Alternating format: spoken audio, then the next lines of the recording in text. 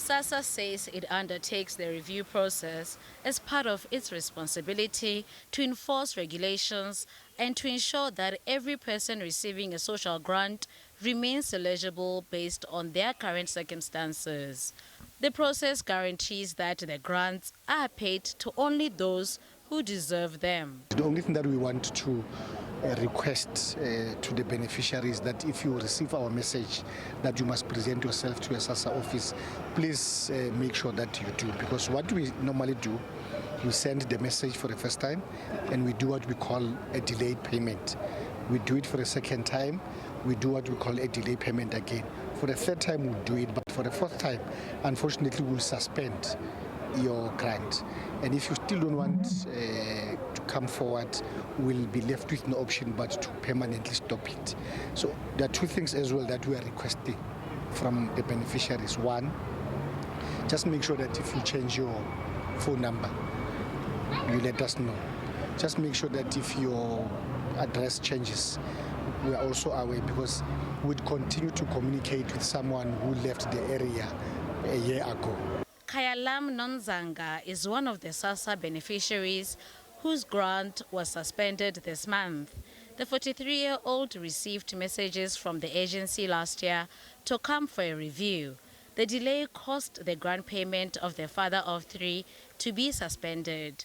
Once the review process has been done, he will once again receive his children's grants.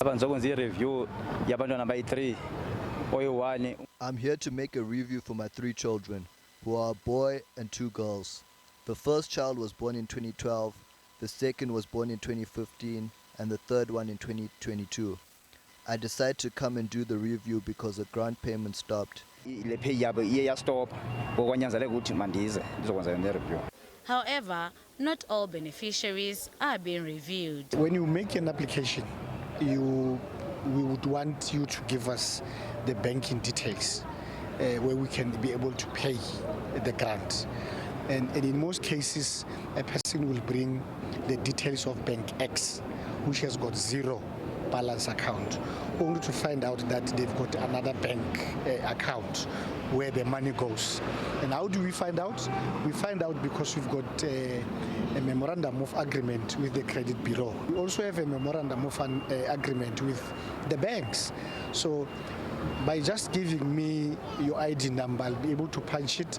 It will tell me that you've got three bank accounts. So I'll be able to trace that there's money flowing in that particular account.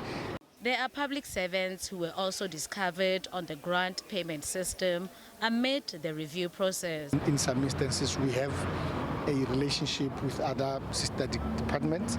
So if you work for a department X, we would take the file to your department and we'll have to have an arrangement. You must sign an acknowledgement of debt so that you pay back the money.